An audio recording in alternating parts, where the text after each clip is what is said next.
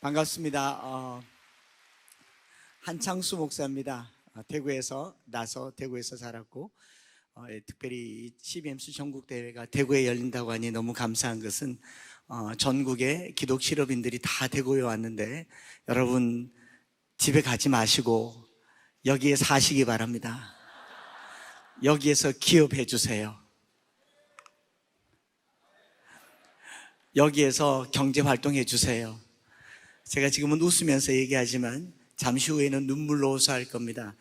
전국의 광역 대도시 중에 가장 가난하고 인구 유출률이 가장 높고 그래도 훌륭한 정치인과 지도자와 종교 지도자들을 많이 배출했음에도 불구하고 가장 열악한 도시에 많은 기업인들이 실업인들이 왔다 생각하니까 너무 감사하고 성경 말씀이 생각났어요. 보라, 지금은 은혜 받을 만한 때요, 구원의 날이로다. 여러분들 대구에 여러분들이 쌓아둔 많은 영적인 이 기업인의 영성을 남겨두고 가시면 좋겠습니다.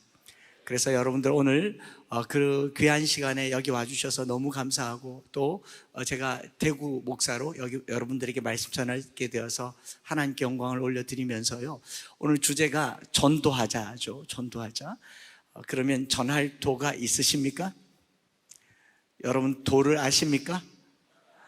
제가 앉아서 잠시 기도하면서 그런 생각을 했어요.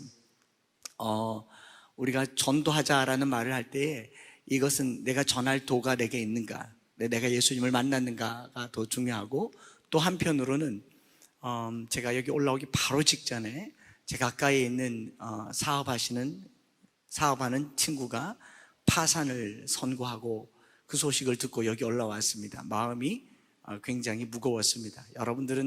여러분들에게 파산이라고 하는 게, 회생이라고 하는 게 어떤 느낌인지 피부로 와닿는 분들이 여러분들이라고 생각합니다. 회사는 있지만 회사를 더 이상 유지할 수 없을 때 파산이라고 합니다. 또 교회가 있지만 교회가 더 이상 유지될 수 없을 때 교회는 해교회라고 하죠. 제가 여기 와서 명함을 몇 장을 받았는데 명함은 있지만 유령 회사가 있을 수도 있습니다. 여러분들이 기독 실업인으로, 기독교인으로 실업 활동을 한다고 하지만 예수님을 만나지 않으면 그냥 종이 조각 명함 한 장 가진 것과 전혀 다를 바가 없습니다. 오늘 우리가 전도하자라고 하는 이 명제를 실천하기 이전에 먼저 내 마음에 나는 예수님을 만났는가? 내게는 예수님이 있는가? 내게는 전할 복음이 있는가? 그것을 마음에 다짐하고 결단하고 먼저 주를 만나는 밤 되기를 축복합니다. 그래서 이 밤에 주님을 만나지 않으면 여기를 해산하지 않겠습니다. 사활을 걸고 내가 전할 복음, 내 복음의 대상이 되신 예수 그리스도와 그의 십자가를 굳게 붙들고 오늘 주님 만나게 하여 주시옵소서. 내가 만난 주님을 전하겠으니 오늘 주님을 강력하게 만나게 하여 주시옵소서. 주님 만나는 밤이 되기를 축복합니다. 요한복음 3장에 니고데모라고 하는 한 관원이 있었습니다. 이 사람은 유대인의 지도자였습니다. 사내들인 공회원이었고 바리새인이었습니다. 돈도 많았던 것 같습니다. 요한복음 19장에 100리트라라고 하는 한 30kg가 넘는 모략과 침향을 섞은 예수님의 장례를 준비했던 것을 보면 꽤 부자고 종교적으로 사회적으로 지위가 높은 사람이었지만 예수님을 믿는 많은 사람들 사이에 섞여서 자기의 사회적 지위와 재산과 권위 때문에 주님 앞에 무릎 꿇지 못해서 밤에 가만히 찾아가서 주님께 가서 주님이 하나님이 하신 일을 믿습니다 라고 고백을 했을 때 그 밤에 니고데모가 주님을 만나죠. 주님께서 뭐라고 말씀하십니까? 물과 성령으로 거듭나지 아니하고는 하나님 나라에 들어갈 수 없다. 니고데모가 고민했습니다. 이 나이에, 이 늙은 나이에 어떻게 내가 어머니 뱃속으로 들어갈 수 있습니까? 라고 말을 했고 예수님의 결론은 사람으로서는 할 수 없으되 하나님으로서는 하실 수 있느니라. 오늘 이 밤에 여러분들이 가지고 있는 재력과 권력과 지식과 어떤 달란트를 넘어서서 하나님만이 하실 수 있는 거듭남을 경험하고 가시기를 원합니다. 모두가 다 거듭났다라고 말을 하고 교회를 다닌다라고 말을 하지만 신앙도 부도날 수 있습니다. 신앙도 파산할 수 있습니다. 내가 세례를 받았고 장로고 집사고 권사고 목사라고 하지만 오랜 세월 신앙생활 하다 보면 내가 가지고 있는 사회적 지위가 니고데모처럼 사내들인 공회원처럼 많은 것을 가졌지만 정작 내 안에는 예수님을 만나지 못해서 물과 성령으로 거듭나지 못해서 지위만 가지고 있는 종교인들이 어쩌면 우리들일 수도 있다라고 저는 생각을 합니다. 오늘 우리가 기업인이 되었다고 복음을 전하는 게 아닙니다. 교회를 다닌다고 복음을 전하는 것이 아닙니다. 예수를 만나야 복음을 전할 수 있습니다. 그 예수님이 나의 주님이 되어야 복음을 전할 수 있고요. 그것은 물질로 하는 것도 아니고 지식으로 하는 것도 아니며 어떤 설명이나 설득으로 하는 것도 아닙니다. 특별히 CBMC는 기독 실험인으로 일터에서조차 살아남기 어려운 크리스찬들이 바로 CBMC 아니겠습니까? 예수님께서 말씀하시기를 신앙생활에 가장 위협이 되는 존재가 무엇이냐? 물질이라고 그러지 않습니까? 하나님과 재물을 겸하여 섬기지 못할지니 혹 이를 중히 여기고 저를 경히 여기거나 이를 사랑하고 저를 미워함이라. 하나님과 재물이 양립할 수 없는 가장 강력한 대적인데 그 재물을 다루어야 하는 사람들이 실업인들이고 그 실업인들이 신앙을 갖는다고 하는 것은요, 어마어마한 전쟁터에 있는 줄 압니다. 여러분들은 신앙을 지키는 것조차도 어려운 그런 전쟁터에 최전선에 있는 분들인 줄 압니다. 그래서 여러분들을 축복합니다. 저는 돈이 없고 세상에 최전선에 설 일이 없습니다. 항상 성경과 함께하고 있고 성도들과 함께하고 있어요. 심지어는 전도하는 것보다는 이미 모인 성도들에게 설교를 하는 직분을 가진 사람이 목사 아니겠습니까? 그러나 여러분들은 다르죠.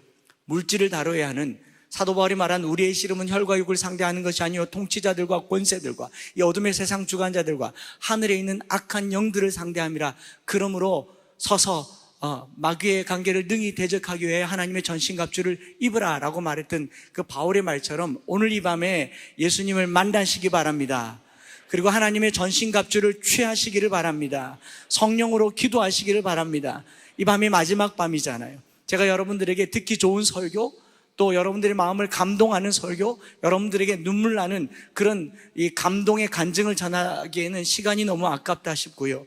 정말 오늘 예수님을 만나서 이 예수님이 나의 물질을 다 써주시기를 결단하고 헌신하는 밤이 되기를 원합니다. 우리가 돈을 많이 쓴다고 영원히 돌아오는 건 아니고요. 설명을 많이 한다고 복음이 전해지는 것 아닙니다. 복음이 설명과 설득과 지식의 일이라고 한다면 신학교 교수님들이 복음을 가장 잘 전할 것입니다. 복음이 물질을 잘 풀어서 가난한 자들에게 먹을 것을 주고 그들의 필요를 채워준다고 복음이 전해질 것 같으면 부자들이 복음을 잘 전할 것입니다. 그런데 이상하게요, 복음은 그렇게 전해지는 것이 아니더라라는 말입니다. 영적인 일이죠. 바람이 어디로 와서 어디로 가는지 알지 못함과 같이 성령의 임함도 그와 같으니라. 우리가 복음을 전할 때에 성령이 역사할 것입니다. 그리고 우리가 복음을 전하기로 작정하실 때에 성령의 권능으로 저와 여러분들에게 입히오는 밤이 오늘 밤이 되시기를 축복합니다. 예수님께서 승천하시기 전에 오늘 오전에 뜨겁게 윤학열 감독님의 말씀을 들으셨죠? 오직 성령이 너에게 임하시면 너희가 권능을 받고 예루살렘과 온 유대와 사마리아와 땅끝까지 이르러 내 증인이 되리라. 이 말씀을 하시기 전에 하신 말씀이 있습니다. 예루살렘을 떠나지 말고 내게서 들은 바 아버지께서 약속하신 것을 기다리라. 요한은 물로 세례를 베풀었으나 너희는 몇 날이 못되어 성령으로 세례를 받으리라. 오늘 저나 여러분들이 전도하기를 원하신다면 이 밤에 성령을 받으시기 바랍니다. 성령으로 충만하시기를 바랍니다. 그저 예수를 주로 고백했기 때문에 성령이 내 안에 거하신다라고 하는 그런 막연한 믿음이 아니라 성령께서 오늘 밤에 강력하게 내게 임하셔서 내 입에서 나가는 말이 사람의 말이 아니라 성령의 말하게 하심을 따라 말하는 그런 은사와 은혜와 능력과 권능을 체험하는 밤이 되기를 원합니다. 그래서 기독 실업인들이 우리가 가지고 있는 물질로 복음을 전하는 것이 아니라 내 입의 권세로, 입술의 권세로 성령의 능력으로 복음을 전하겠노라, 그것을 결단할 수 있으면 저는 여러분 대구 참 잘 왔다고 생각합니다. 대구가 뜨겁지 않습니까? 뜨겁죠? 제가 지난주에 라스베가스에 집회를 다녀왔습니다. 갔다 온 지 사흘밖에 되지 않았는데 라스베가스가 더 뜨거웠어요. 45도였습니다. 45도였는데 뜨겁기가 그냥 뜨거웠어요. 그런데 그 뜨거움은 제게 어떤 느낌이었냐면 건식 사우나였습니다. 대구에 딱 내리는 순간 습식 사우나가 기다리고 있었습니다. 그 뜨거움이 대구라고 하는데 어제 오늘은 좀 시원하지만 원래 대구가 뜨겁습니다. 여러분, 이 대구를 떠나기 전에 오늘 뜨거운 성령을 경험하시기를 바랍니다. 성령이 역사하시면요, 바람이 어디로 와서 어디로 가는지 아는지 못하는 것 같이 성령의 역사하실 때 전도의 열매는요, 우리가 생각하고 상상할 수 있는 그 이상의 열매와 역사들이 나타나는 것입니다. 어떤 목사님께서 전도를 하기 위해서 전도 집회를 계획을 했습니다. 그리고 성도들에게 가장 사랑하는 사람 VIP를 한 사람씩 전도해 와라, 그렇게 해서 전도 집회를 개최를 했어요. 얼마나 귀한 시간이겠습니까? 근데 영원히 돌아온다고 하는 것이 귀한 일이니 아내 되시는 여집사님이 평생 교회를 다녀본 적이 없는 남편에게 전도를 했습니다. 여보, 교회 한 번만 가자. 남편이 끄떡도 하지 않습니다. 지금까지 가지 않는 교회를 갈 리가 없죠. 그런데 교회에서 특별 잔치를 준비했으니 여보, 교회 한 번만 가자. 이번 주일날 정말 교회에서 천국 잔치가 열렸다. 한 번만 교회를 가자. 자꾸 아내가 한 번만 가자, 한 번만 가자, 한 번만 가자 그러니 남편이 어떤 생각을 했냐면, 한 번만 가주면 그 다음에 가자 소리 안 하겠구나. 그래서 아내에게 이렇게 말했어요. 한 번만 가면 되지. 한 번만 가면 돼. 어쩔 수 없잖아요. 그래서 허락을 받고 너무 기뻐서 목사님께 전화를 했습니다. 목사님, 이번 주일에 우리 남편이 온답니다. 할렐루야. 목사님도 할렐루야. 너무 신이 났어요. 그리고 목사님께서 제가 기도하겠습니다. 목사님, 제가 목사님을 위해서 기도하겠습니다. 열심히 말씀을 준비하겠습니다 하고 전화를 끊었습니다. 월요일이 되었어요. 목사님, 6일 남았습니다. 준비 잘하고 계시죠? 이번 주일에 우리 남편이 교회 오는데 한 번만 온답니다. 목사님, 한 번만에 팍! 그러고 전화를 끊었어요. 목사님 마음에 그 남편이 온다는 말에 기쁨이 있었지만 이제 한 방에 끝내야 된다는 말에 부담이 찾아오기 시작합니다. 그 이튿날 집사님이 또 전화를 합니다. 목사님, 5일 남았습니다. 목사님께서 물이 넘어가지 않습니다. 밥이 넘어가지 않습니다. 사흘째 되었는데 수요일날 수요 예배 때 그 집사님이 지나가면서 목사님 화이팅! 목사님께서 혼비백산할 지경입니다. 한 방에, 목사님 한 방에 이러고 가요. 그리고 목요일이 됐는데 아내가 전화가 와서 목사님, 저 지금 금식 들어갔습니다. 여러분, 웃으면서도 이 한 번에 영원히 돌아올 것이라는 믿음이 없는 거잖아요. 지금 목사님도 부담되고 상황이 조급해지니까 목사님께서 이제 연락하지 마시라고, 제가 말씀 준비해야 되니까 그냥 기도만 하시라고. 그리고 토요일이 지나고 주일이 되었습니다. 아니나 다를까 남편이 왔어요. 남편이 와서 예배를 드리는데 아내는 이 남편이 설교하다가 한 방에 팍, 그러니까 그 순간을 기록하기 위해서 계속 쳐다보고 있는데, 첫째로, 둘째로 글쎄요, 셋째로 맞습니다. 그 길로 안 일어나는 거예요. 너무 마음이 상했어요. 그리고 예배가 끝나버렸어요. 목사님 한 번 보고 남편 한 번 보고 목사님 한 번 보고 남편 한 번 봤는데 남편에게 아무런 변화가 일어나지 않았어요. 예배가 예배 같지 않은 거죠. 그럼 목사님은 얼마나 최선을 다해서 복음을 전했겠습니까? 그런데 그 생전 처음 온 그 사람에게 이 복음이 안 전해진 거죠. 상한 마음에 예배를 마치고 저기 입구에 나가서 악수를 하는데 이렇게 저렇게 악수를 하면서 그 김 선생님이 오셔서 목사님께서 악수합니다. 김 선생님, 우리 교회 처음 오셨는데 너무 반갑습니다. 우리 교회 계속 나오세요. 그러면 내가 집 사줄게.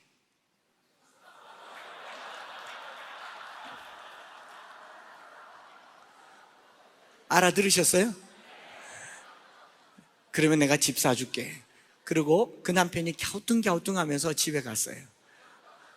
그 저녁을 먹으면서 이 남편이 말해요. 여보, 당신 그 목사님 말이야, 아까 악수하면서 나보고 교회를 열심히 다니면 집 사준다는데 맞나? 아내가 생각하니까 맞아요. 여보 맞아. 우리 교인들 다 집 사줬어. 그랬더니 그 남편이 에이 그런 소리 하지 마. 목사님은 무슨 돈이 있다고 집 사주냐니까. 집 사준다니까. 남편이 하는 말이, 그런데도 저 젊은 목사님이 우리가 단칸방에 사는 거 어떻게 알고, 우리가 새들어 사는 거 어떻게 알고, 우리 집 없는 거 어떻게 알고 집 사준다고 하나. 마음이 참 고맙다. 한 번 더 가보자. 그리고 집사가 됐답니다. 하나님께 영광을. 여러분, 전도가 사람의 일이 아닙니다. 영적인 일이에요. 설교 때 은혜 못 받아도 악수하다 은혜 받습니다. 말 한마디에 은혜 받고요. 그냥 가다가 은혜 받아요. 지난주에 제가 라스베가스에서 만난 한 분 집사님은 기독인이고 실업인입니다. 신실한 크리스찬인데 이분이 전도하면 다 교회를 와요. 왜 교회를 오느냐? 이분이 전도하는 한마디 때문에 그렇습니다. 그 말이 뭐냐? 이분은 평생을 신앙 없이 지내다가 사업은 번창했지만 라스베가스의 어려운 환경 가운데 유혹에 빠졌고 하지 말아야 할 일들을 했고 사업은 다 망했고 인생의 가장 끝자락에서 주님을 만난 겁니다. 마태복음 5장에 심령이 가난한 자는 복이 있나니 천국이 그들의 것이며, 심령이 가난한 자라는 말, 유진 피터슨 목사님은 뭐라 그랬냐면 벼랑 끝에 있는 자는 복이 있나니 하나님이 그를 붙잡아 줄 것이며, 그 인생의 벼랑을 만났고 이 end of rope, 로프 끝자락을 붙들고 대롱대롱 매달려 있을 때 하나님을 만난 거예요. 이분이 예수님을 만났고 그리고 그 삶을 돌이켜서 새로운 삶이 됐고, 이 삶이 회복되고 난 후에 이분이 전도를 합니다. 뭐라고 전도를 하느냐? 이렇게 전도를 합니다. 교회 한번 가자. 내가 예수님을 만났다. 그런데 이 말을 듣는 모든 사람들이 그 사람의 말을 믿어요. 왜냐하면 그 사람의 before와 after가 있기 때문에.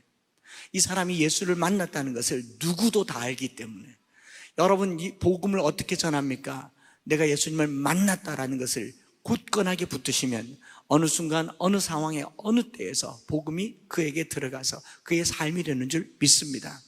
오늘은 전도라고 하는 주제로 말씀을 전하니까 제가 어떻게 복음을 받게 되었는지를 통해서 이 하나의 작은 선행과 하나의 작은 베품과 한마디의 작은 일이 한 인생을 어떻게 바꿔내는가를 안다면 여러분, 오늘 밤에 전도하고픈 열망이 불과 같이 일어나게 될 줄 믿습니다. 제가 이 대구에서 이걸 하니까 대구에서 강사로 제가 된 것 같아요. 그래서 제가 대구 얘기를 하면 대구 계신 분들은 잘 공감이 될 테고 대구가 아니신 분들은 그냥 알아서 들으시면 됩니다. 저는 제 아들이 성경을 읽으면서 창세기 1장 2절에다 밑줄을 쫙쫙 그으면서 이게 아빠 인생이라 그래요. 창세기 1장 2절이 뭐냐? 땅이 혼돈하고 공허하며 흑암이 깊음 가운데 있고 하나님의 영은 수면 위에 운행하시니라. 밑줄을 쫙 그었어요. 왜 그러냐? 아빠 인생이 그랬다고 그래요. 저는 대구시 중구 향촌동 18번지에서 태어났습니다. 대구시 중구 향촌동은 어떤 동네냐? 옛날에 모든 도시마다 역이 있는 재래역의 앞동네는 썩 좋은 동네가 아닙니다. 노숙자가 있고 또 불황아들이 있고 또 몸을 파는 사람이 있고 술집이 있고 카바레가 있고 그 사이에 이권 다툼을 하는 사람들이 있는 곳이 역 바로 앞인데, 대구역 바로 맞은편이 대구시 중구입니다.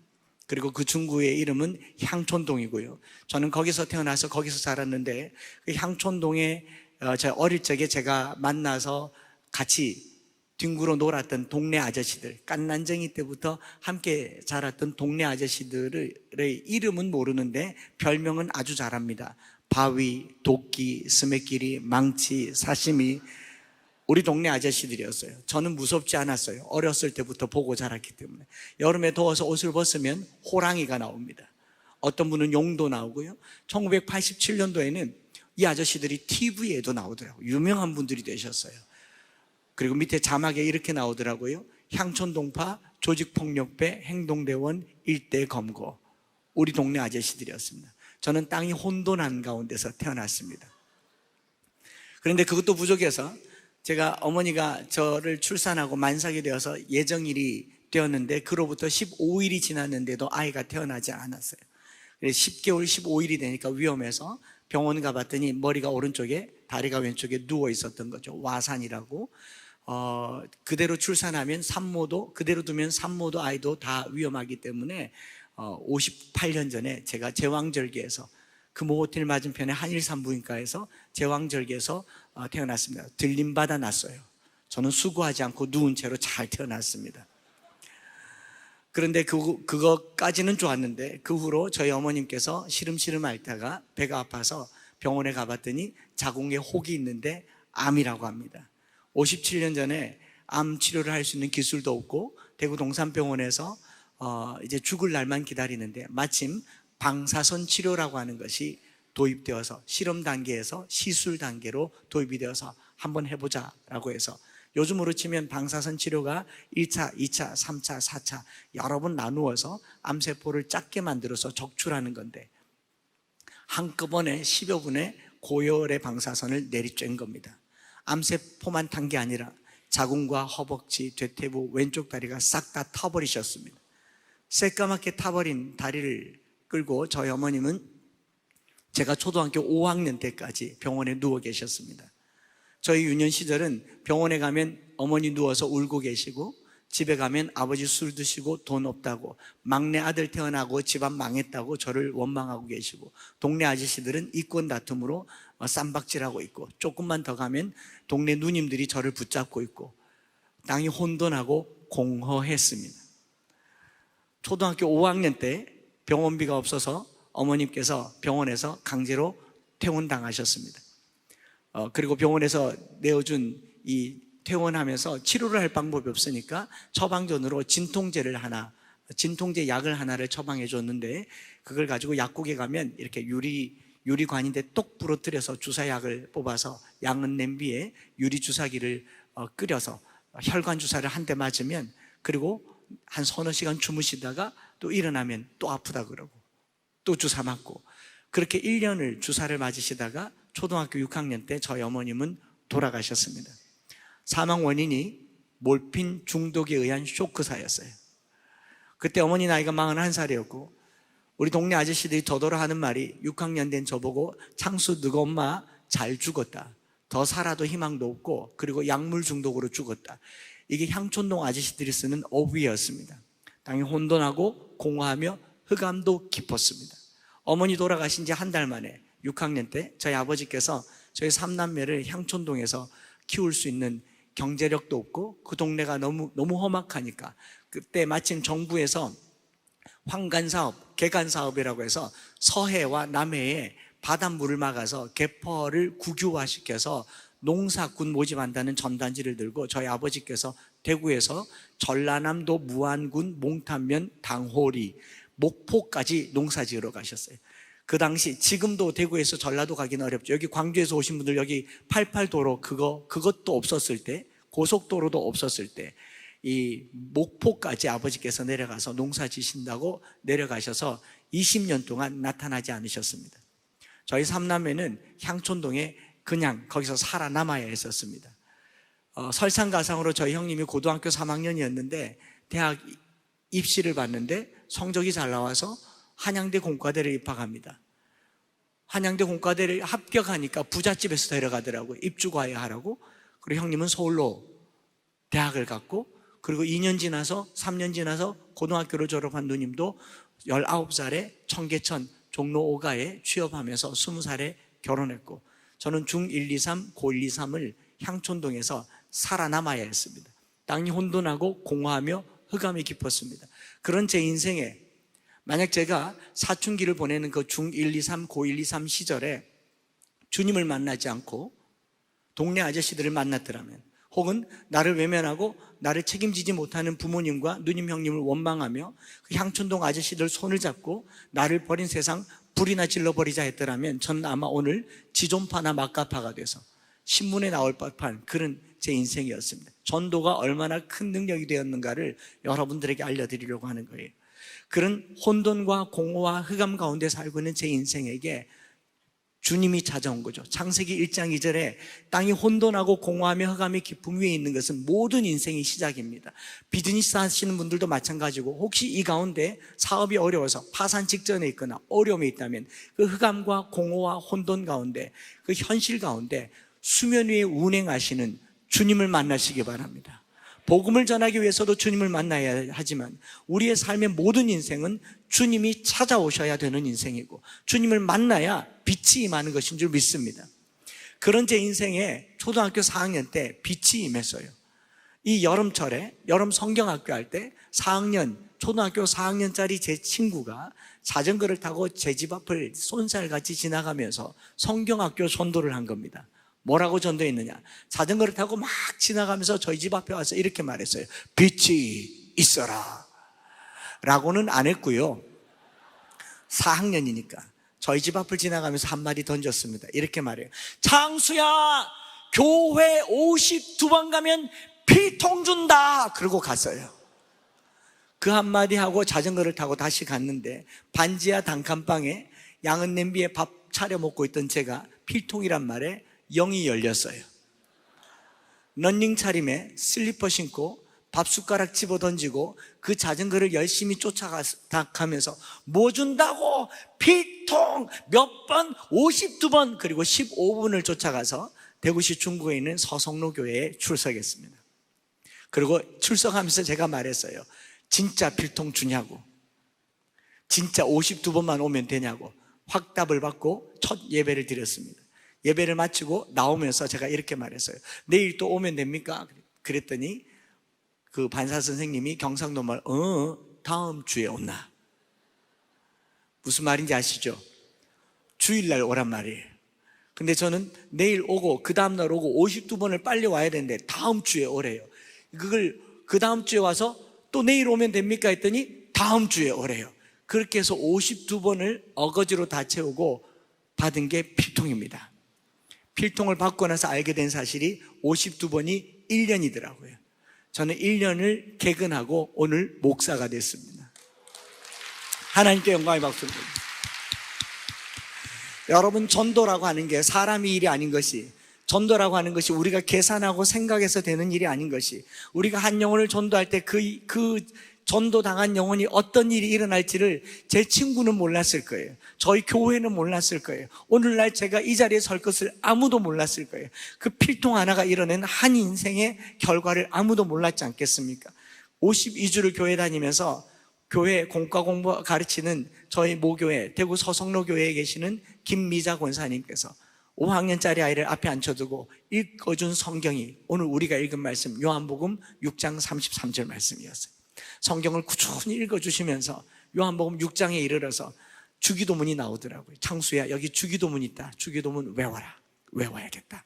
좀 더 읽어보자 하고 읽어나가는데 제 마음을 울리는 말씀들이 그 속에서 한 구절 두 구절 나오기 시작하는 겁니다. 하나님과 재물을 겸하여 섬기지 못할지 혹 이를 미워하고 저를 사랑하거나 이를 중히 여기고 저를 경히 여깁니다. 목숨을 위하여 무엇을 먹을까 무엇을 마실까 몸을 위하여 무엇을 입을까 염려하지 말라. 너희 하늘아버지께서 이 모든 것이 너희에게 있어야 할 줄을 아시느니라. 제 마음이 나는 그 당시 먹을 것도 없고 입을 것도 없었는데 하나님이 아신다고 그래요. 마태복음 6장 26절에 가서 그 말씀이 제 마음을 후벼 파는 한 구절이 있었어요. 공중의 새를 보아라. 심지도 않고 거두지도 않고 창고에 모아들이지도 아니하되 하늘 아버지께서 기르시나니 거기에 제 이름을 넣어서 손가락으로 탁 짚으면서 창수 너는 이것들보다 귀하지 아니하냐. 제가 초등학교 5학년 때까지 살면서 들어본 말 중에 가장 따뜻한 말이었어요. 누구도 나를 귀하게 여기지 않았고 누구도 나를 소중히 여기지 않았는데 이 성경 말씀이, 하나님의 말씀이 나에게 나를 귀하다고 하는 거예요. 여러분, 그때부터 이 얼굴이 이렇게 귀티나는 얼굴이 됐습니다.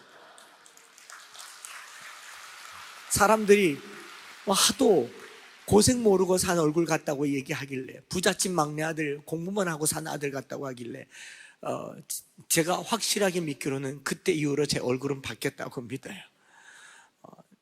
부모님에게도 사람들에게도 귀히 여김을 받지 않았는데 성경이 말하기를 너는 이것들보다 귀하지 않느냐. 우리가 전도하는 영혼들은요, 불쌍한 영혼들이 아닙니다. 처량한 영혼들이 아닙니다. 하나님의 귀한 영혼들이. 그리고 성경 말씀을 더 읽어나갑니다. 들의 백합화를 보아라. 솔로몬의 모든 영광으로도 입은 것이 이 꽃 하나만 갖지 못하였느니라. 오늘 있다가 내일 아궁이에 던져질 들풀도 하나님이 이렇게 입히시거늘 하물며 창수 너일까 보냐. 그리고 제게 들려주신 말씀이, 이 말씀을 마음에 새겨라. 마태복음 6장 33절 그런즉 너희는 먼저 그의 나라와 그의 의를 구하라. 그리하면 이 모든 것을 너희에게 더하시리라. 이미 필통을 받은 저에게는요, 교회가 하나님의 나라였습니다. 우리가 왜 교회를 가자라고 하느냐 하면 거기에 하나님의 나라가 있고 거기에 하나님의 의가 있기 때문이죠. 그때 그 필통 하나로 교회는 제게 하나님 나라가 되어버렸습니다. 그리고 어머니 돌아가시고 아버지 떠나고 중학교 때 잘 곳이 없어서 외삼촌 집에, 이 집에, 저 집에 자다가 또 친구들 중학교 1학년, 2학년 때는 이 친구 저 친구 집에 자는데 한 사흘 나흘쯤 잠을 자면 집 밖에, 방 밖에서 어머니가 하는 말이 제 귀에 들려와요. 창수 자는 집이 없나? 와 자꾸 우리 집에서 자노? 즉 엄마 뭐라 안 카나, 이게 경상도 말이에요. 왜 우리 집에서 자꾸 자냐. 그러면 소심한 저는 사춘기를 보내고 있기 때문에 하룻밤을 더 재워달란 말을 못하고 그 밤에 그 집을 나와야 했습니다. 그 집을 나와서 제가 만약에 대구역 앞에 노숙자들과 함께 잠을 잤거나 향촌동 뒷골목에서 구두를 닦았거나 그 아저씨들의 손을 잡고 몹쓸 기술을 배웠더라면 오늘의 저는 없었겠죠. 그때 제 머리에 든 것은 필통 준 곳, 주일날 밥 주는 곳, 교회가 생각났고요. 제가 노숙자는 아니지만 교숙자 출신입니다. 교회에서 잠을 잤어요. 교회 그 당시는 장의자니까 장의자에서 잠을 자기 시작합니다. 잠을 자는 방법도 요령도 깨달았어요. 일단 제일 앞자리에 앉아서 예배를 드립니다. 제일 앞자리에 앉아서 예배를 드리고 목사님이 축도할 때 열심히 기도를 합니다. 축도송이 끝나고 목사님 나가면 엎드려서 기도를 합니다. 엎드려서 기도를 하고 뒤에 서너 줄쯤 사람들이 나가고 나면 옆으로 엎드려서 기도를 합니다. 그러고 나면 뒷사람이 앞을 보면 없는 줄 알기 때문에 다 나갈 때까지 찍소리 하지 않고 바닥에 엎드려 있습니다. 그러면 본당이 제 안방이 됩니다. 본당에서 잠을 계속 잤어요. 그런데 귀신같이 사찰 집사님이 제가 교회에서 잠잔다는 사실을 알고 와서 쫓아내는 거예요. 어떻게 담타 놓고 오고 창문 열어놓고 또 뛰어넘고 와서 잠을 자는데 계속 쫓아내니까 이 사찰 집사님은 어디서 오길래 내가 여기 있는지를 아는가 해서 봤더니 교회 앞마당에 사시더라고요. 너무 신기했어요. 교회에서 주는 집에 사는 사람이 신기해서 어떻게 하면 이 집에 사냐 물었더니 사찰 집사가 되면 된대요. 중학교 1학년 때 제 꿈은 사찰 집사였습니다. 주거가 해결되기 때문에. 그래서 교회 청소를 열심히 했어요. 따라다니면서 사찰 집사가 되려고. 그 다음 주에 그 집 뒤에 더 좋은 집에서 한 분이 나오는 걸 봤어요. 양복 입고 멋지게. 누굴까요?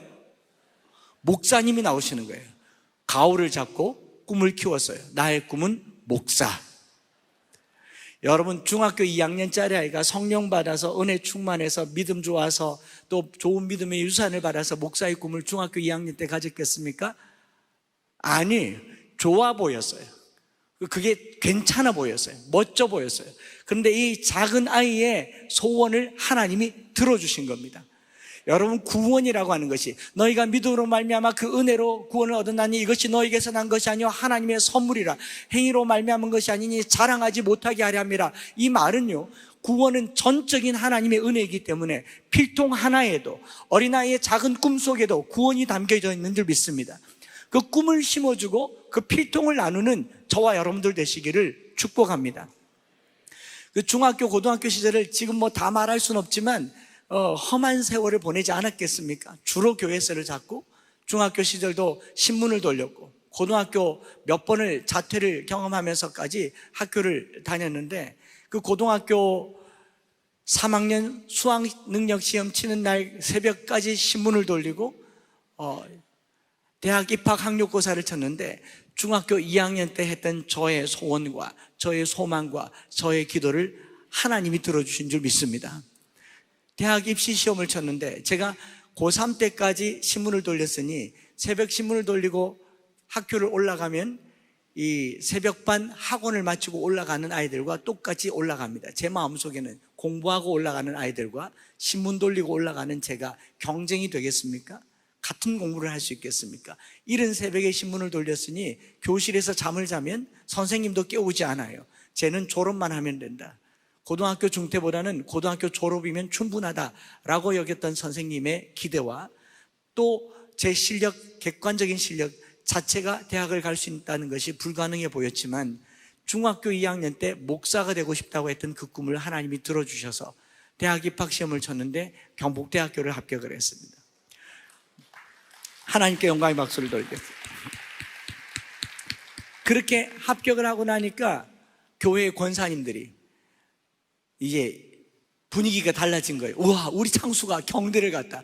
그래서 속바지라고 하죠. 우리 경상도 말로는 꼬장주라고 합니다. 꼬장주에서 용돈을 꺼내서 대학 4년 등록금을 다 내어주셨어요. 그리하면 이 모든 것을 너희에게 더하시리라. 그리고 신학대학원 다니는 동안 규장 가피프를 설립하신 여운학 장로님께서 장학생을 선발하는데 제가 2기 장학생으로 선발되어서 졸업할 때까지 장학금을 받았고, 그리고 부목사가 되어서도 하나님 나라가 교회고 교회가 하나님의 의이기 때문에 누구보다 열심히 일을 했더니 10명도 넘는 부교육자들 중에서 담임 목사님이 저를 선발해서 영국에 유학을 보내주시고, 그리고 2007년도에 대구 와서 엠마오 교회를 개척했습니다. 개척할 때 저 모교회 권사님들이 다 오셔서 70, 80 되신 그때 저를 전도했던 권사님들, 복음을 전해줬던 권사님들이 저를 가슴에 콕 안아주시면서 그렇게 말씀하셨어요. 한 목사 고맙다. 잘 자라줘서 고맙다. 목사가 되어줘서 고맙고 또 이렇게 말씀대로 살아줘서 고맙다. 그리고 자기들끼리 그렇게 말씀하셨어요. 성경 한 절만 제대로 심어줘도 이렇게 된다. 여러분, 복음을 전한다고 하는 건 내게 주신 하나님의 말씀, 내가 만난 하나님 전하기만 하면 하나님이 그를 통해서 하실 일은 여러분들이 생각도 상상도 할 그 이상의 것들이 일어나게 되는 줄 믿습니다. 그렇게 대구에서 목회를 하면서요, 지금까지 엠마오 교회가 어떻게 커왔는지는 유튜브를 보시면 아실 것이고, 저는 여러분들이 전하는 복음이 아무것도 아닌 것 같지만 하나님께서는 그것을 통해서 일합니다. 내가 예수님을 만났습니다라고 말하는 말 한마디도 좋고, 교회 50도방만 가면 필통 준다는 말 한마디도 좋고, 그거 무엇이든지 간에 전하십시오. 복음을 전하는데 고상하고 멋지고 화려할 필요가 있습니까? 누가 말하기를 예수천당 불신지옥이라고 부르짖는 그 역전 앞에서의 소리를 눈살을 찌푸리면서 손가락질하며 남사스럽다고 말할 수 있겠습니까? 그것을 통해서도 하나님은 일하십니다. 예수 믿으면 천당 가고 안 믿으면 지옥 간다는 그 한마디가 누군가에게는 절대 절망과 절대 희망을 갖게 되는 복음이 될 수도 있습니다. 복음은 어떤 형태로든 전하는 자에게 능력이 됩니다. 그래서 사도 바울은 내가 복음을 부끄러워하지 아니하노니 이 복음은 모든 믿는 자에게 구원을 주시는 하나님의 능력이 된다고 하셨어요. 여러분, 오늘 밤에 그 능력을 받으시기를 바랍니다. 복음을 전하는데 수단이 필요합니까? 전략이 필요합니까? 방법이 필요합니까? 전하시기 바랍니다. 전하기 전에 그 복음의 능력을 이 밤에 내게 달라고 경험하고 체험하시기를 바랍니다. 제 마음에 전도하라라고 하는 이 주제가 전국에서 복음화율이 제일 낮은 곳에, 교회가 제일 안 되는 곳에, 이곳에서 말씀을 전해야 한다고 하니 양가 감정이 생기더라고요. 왜 하필 여길까? 여러분, 이 대구를 떠나기 전에 한 사람 이상씩은 이 대구를 위해서 복음을 한번 전해주고 가십시오.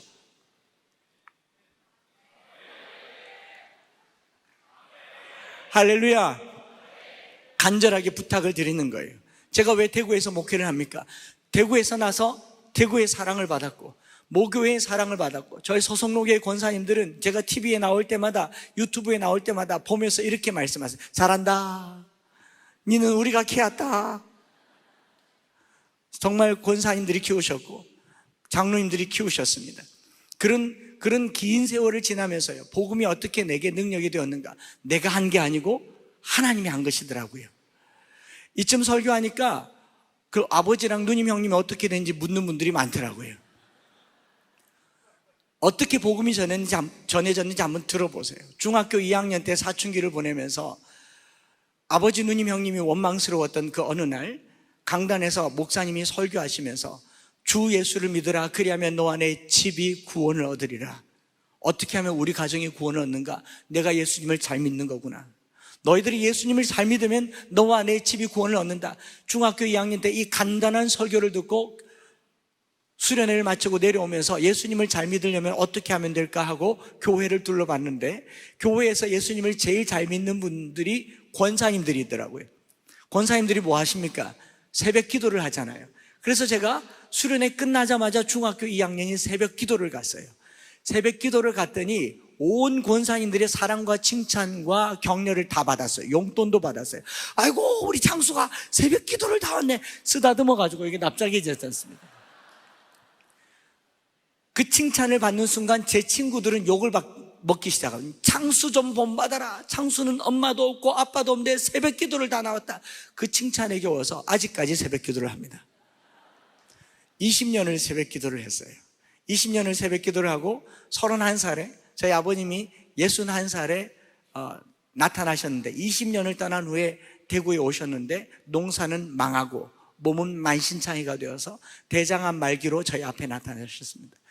가톨릭 병원에서 오늘 내일 하고 이 마지막 임종을 지키기 위해서 서울에 누님 형님 내려와서 대구에 와서 임종을 기다리는데, 20년을 기도했는데 그냥 보낼 수 없잖아요. 이 영혼이 어떻게 돌아올 수 있을까? 제가 급하게 아버지에게 말씀드렸어요. 아버지, 지금 이대로 돌아가시면 우리 다시 못 만납니다. 오늘이라도 예수님을 영접하시면 천국 가서 아들, 딸, 손주, 며느리 볼 수 있습니다. 아버지, 예수님 믿지 않겠습니까? 말했더니 아버님이 끄떡이는 것 같더라고요. 급하게 복음을 전했습니다. 그리고 아버지 따라하세요. 따라하시더라고요. 주 예수님, 주 예수님, 나는 주님을 믿고 싶습니다. 나는 주님을 믿고 싶습니다. 십자가에서 죽으시고 내 죄를 용서하시니 감사합니다. 감사합니다. 지금 나는 내 마음의 문을 열고 예수님을 나의 구주, 나의 하나님으로 영접합니다. 영접합니다. 내 안에 들어오셔서 내 죄를 용서하시고 하나님이 기뻐하는 사람으로 만들어 주옵소서. 주옵소서. 예수님의 이름으로 기도드립니다. 기도드립니다. 아멘 하고 숨 끊어지셨어요. 그리고 그 장례식 치르는 사흘 동안 누님 형님 그 자리에서 예수님 믿으시고, 저희 형님은 지금 피택 장로가 되었고, 저희 누님은 저희 교회 권사님 되셨어요. 여러분, 복음을 전한다고 하는 게 말씀대로 그냥 살았을 뿐이에요. 말씀 한 절을 믿었을 뿐이에요. 우리가 복음을 전할 때 그가 예수를 믿을까 안 믿을까 걱정하지 마시고요, 끊임없이 전하시고 낙심하지 말고 전하시고, 우리가 선을 행하되 낙심하지 말지니 때가 이르면 열매를 거두리라고 하신 말씀처럼 포기하지 않고 복음을 전하는 저와 여러분들 되시기를 바랍니다. 저희 형님이 재작년에 작년에 저희 교회에 갑자기 1,000만 원을 헌금하시더라고요. 생전 그런 거 안 하던 인간이 갑자기 1,000만 원을 헌금을 해요. 그래서 제가 밤에 전화를 하려고 했는데 너무 늦어서 전화를 못했어요. 그리고 그 다음날 전화를 하려고 했는데 또 1,000만 원을 헌금하더라고요. 그래서 전화를 안 했습니다. 하루를 더 기다려봤어요. 사흘째 되었는데 또 1,000만 원을 헌금을 하더라고요. 그래서 기도를 했어요. 한 달만 하게 해달라고. 나흘이 됐는데 안 하더라고요. 그래서 제가 전화를 했어요. 전화를 했더니 저희 형님이 하는 말이, 니랑 내랑 이름도 비슷하고 같은 대구 출신이니까 우리 교회 집사가 나보고 혹시 동생 중에 목사님 있냐 그러길래 있다. 혹시 그 목사님 이름이 한창수냐? 한창수다 그랬더니, 형이 돼가지고 동생을 그렇게 놔두고 여기 와서 잘 살면 되냐고 하도 욕해서 지금 빚 갚는 중이다. 앞으로 1억은 더 하겠다. 그래서 제가 저희 형님께 받을 헌금이 앞으로 1억이 남아 있습니다. 돈을 이야기하는 게 아니라 저희 가정이 믿음으로 어떻게 하나가 되었는가, 하나님이 하시는 일이라는 거죠.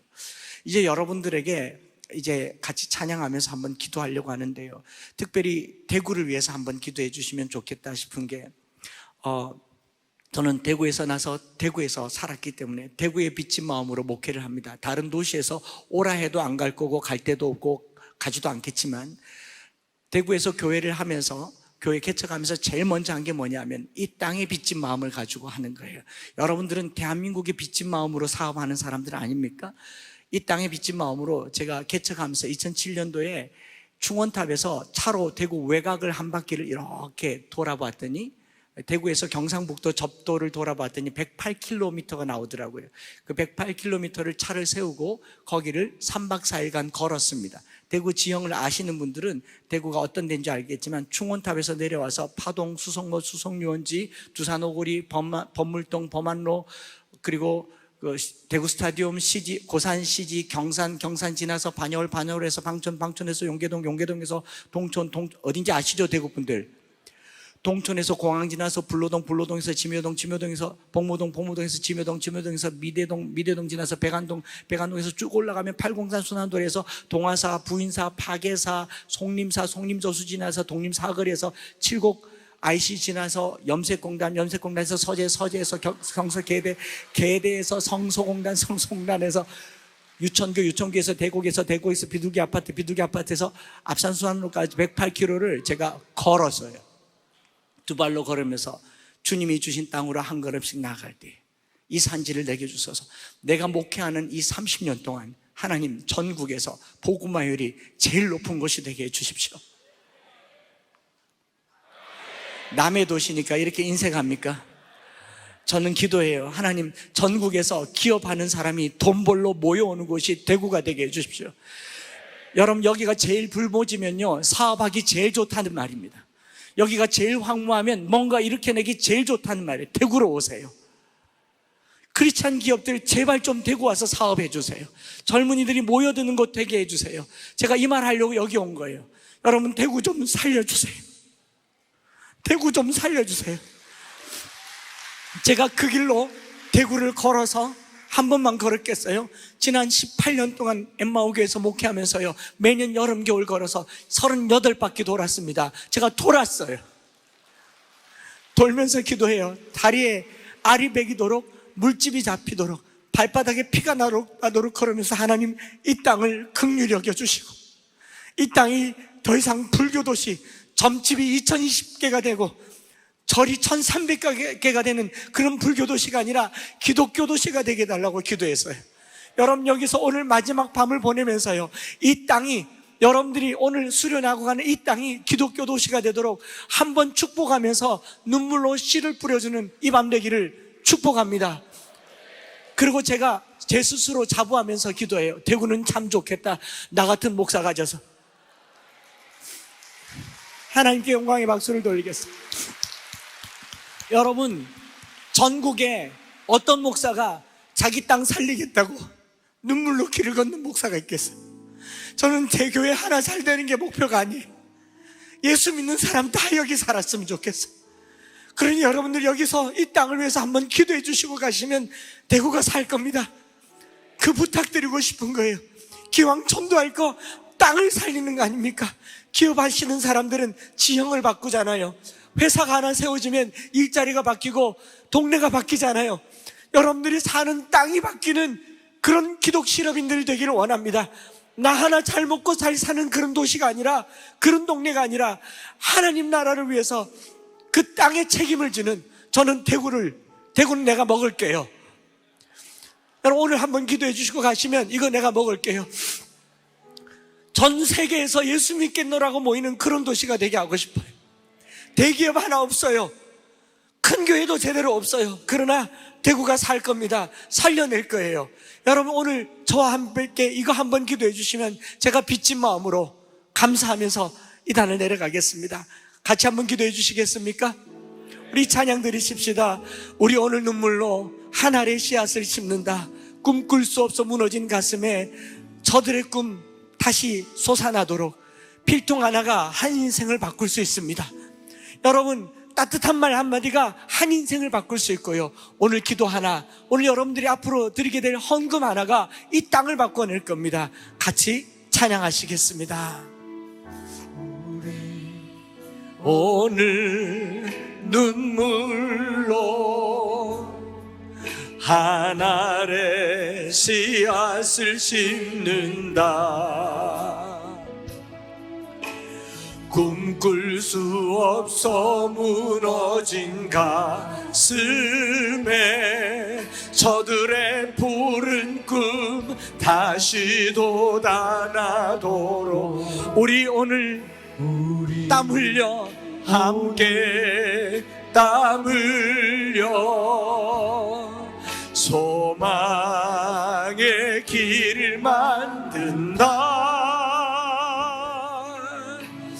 내일로 가는 길을 찾지 못했던 저들 노래하며 달려갈 그 길, 그날에 우리 보리라, 그날에 우리 보리라.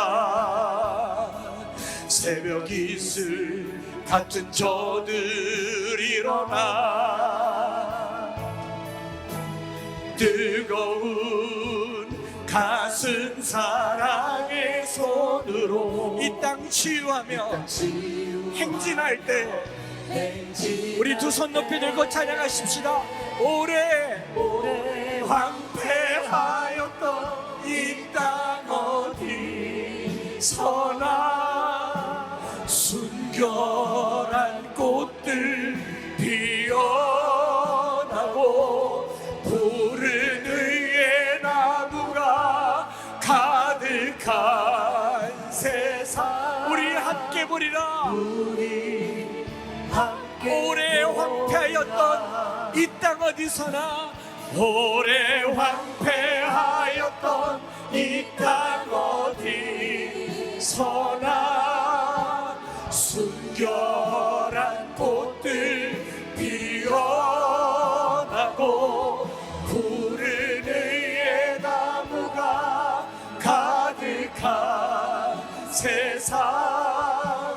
우리 마지막으로 한 번 더 고백합시다. 오래 황폐하였던 이 땅 어디서나 하나님, 우리의 땅을 고쳐주시옵소서. 이 황폐하고 죄악으로 물든 땅을 고쳐주시옵소서. 피어나고 푸른 의의 나무가 가득한 세상 우리 함께 보리라. 우리 한번 합치면서 기도할 텐데요, 먼저는 복음을 전하기를 원한다면 내 안에 복음이 있어야 됩니다. 복음이 능력이 되어야 됩니다. 하나님, 오늘 이 밤에 물과 성령으로 거듭난 밤 되기를 원합니다. 교회를 다녔지만 확신이었다면 오늘 하나님은 성령을 부어 주시옵소서. 예수를 주로 고백하여 전도하는 삶을 살게 하여 주시옵소서. 하나님, 오늘 우리 기독신을 믿으러 우리 기업과 우리 기업이 있는 땅을 주님 고쳐주시옵소서. 그리고 세 번째로 이 대구 땅을 한번 불쌍히 여겨 주시옵소서. 주의 이름 크게 한번 부르짖고 합심해서 기도하며 나가시겠습니다.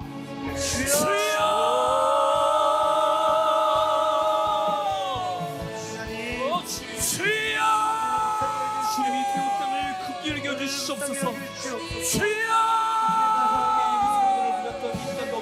살아계신 하나님 아버지, 이 황폐한 땅에 성령의 은혜를 다하여 주셔서 먼저 주의 나라와 일을 구하기를 원하는 사랑하는 기독신인들 땅을 고치게 하여 주시고 성령의 역사로 복음을 전해지게 하여 주시고 주의 은혜로 오늘 예수를 주로 고백하며 물과 성령으로 거듭나게 하여 주시고 성령 하나님, 이 땅을 고쳐 주시옵소서. 이 땅을 고쳐 주시옵소서. 이 땅을 새롭게 하여 주시옵소서. 황폐한 이 땅을 저주받은 이 땅을 고쳐 주시옵소서. 기도하고 복의 그릇을 이루게 하여 주시옵소서. 축복하여 주시옵소서. 주여, 주여, 주여, 주님, 이 태국 가운데 충만한 은혜로 오늘 우리가 주의 은혜로 충만한 말씀을 임하여 주시옵소서. 함께하여 주시옵소서. 고백하는 크리스천으로 하나님의 삶을 이룰 수가 있습니다.